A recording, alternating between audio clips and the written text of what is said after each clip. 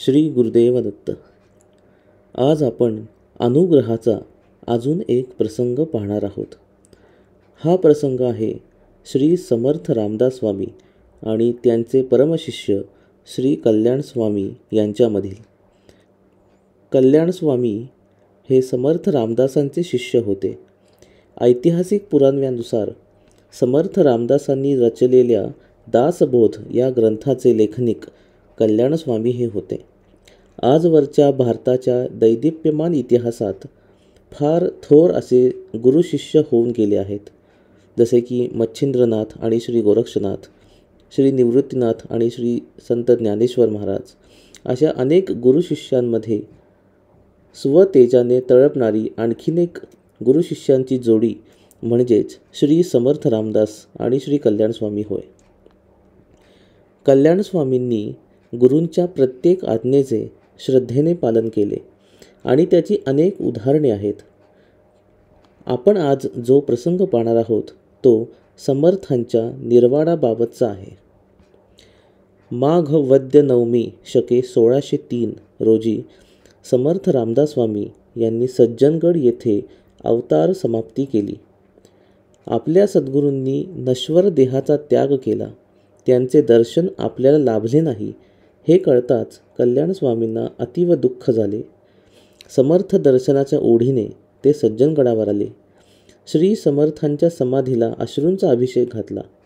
आपला प्रिय शिष्योत्तम कल्याण आपल्या दर्शनासाठी आला आहे हे पाहून समर्थांनी कल्याण स्वामींना सगुण रूपात दर्शन दिले. त्यानंतर कल्याण स्वामी पुढील आयुष्यासाठी डोमगाव येथे येऊन राहिले होते. श्री समर्थांच्या महानिर्वाणानंतर त्यांच्या अस्थी चाफळ येथील वृंदावनात ठेवण्यात आल्या. त्यांची सर्व व्यवस्था पूजा अर्चा करण्यासाठी कल्याण स्वामींचे शिष्य केशव स्वामी हे स्वतः चाफळला राहिले होते. ते प्रतिवर्षी आपल्या गुरूंच्या म्हणजेच श्री कल्याण स्वामींच्या दर्शनाला डोमगाव येथे येत असत. त्यावेळी समर्थांच्या अस्थी विसर्जित करण्याचा विषय काढला की कल्याण स्वामी आणखी काही काळ थांबूयात असे सांगत असत. असे करत करत जवळपास 30 ते 32 वर्षे निघून गेली. साल होतं इसवी सन 1714. कल्याण स्वामी परांड्यामध्ये होते. त्या वर्षी आषाढ मास हा अधिक मास होता. परांड्याच्या मठामध्ये कल्याण स्वामी रामायण सांगत होते. इकडं प्रतिवर्षीप्रमाणे केशव स्वामी आपल्या गुरूंच्या दर्शनासाठी डोमगावला निघाले. परंतु यावेळी मात्र निघत असताना त्यांनी आपल्यासोबत चाफळहून श्री समर्थ रामदासांच्या अस्थी सोबत घेतल्या होत्या. डोमगाव येथून तसेच पुढे काशी येथे जावे आणि या अस्थी आपण विसर्जित कराव्यात असं त्यांनी ठरवलं होतं. आणि त्याच वेळी नेमकं परांड्याला काही अघटित घडलं. आपल्या गुरूंच्या अस्थी विसर्जनासाठी नेल्या जात आहेत. आपले समर्थ चाफळहून अंतिम प्रवासासाठी निघाले आहेत हे कल्याण स्वामींना कळताच त्यांनी स्वतःच्या योग बलाने परांडा येथे देह ठेवला. ते दर्भासनावर बसले. त्रिबंध करून त्यांनी प्राणायाम केला आणि या प्राणायामाद्वारेच त्यांनी आपले प्राण पंचत्वात विलीन केले. श्री समर्थांच्या महानिर्वाणानंतर 33 वर्षांनी बरोबर कल्याण स्वामींनीही देह ठेवला आणि तोही श्री समर्थांच्या अस्थी विसर्जनाचा योग साधूनच.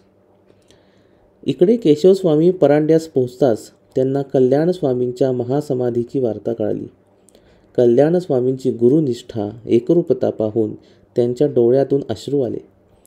ते डोमगाव येथे आले व अत्यंत दुःखी अंतःकरणाने त्यांनी समर्थ रामदास स्वामी आणि श्री कल्याण स्वामी यांच्या अस्थी एकत्र केल्या आणि त्या अस्थी घेऊन ते पुढे काशी येथे गेले.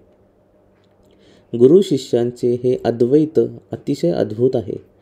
नश्वर देहाचा त्याग केल्यावर देखील गुरु शिष्यांची एकरूपता कुणालाही स्तिमित करणारीच आहे.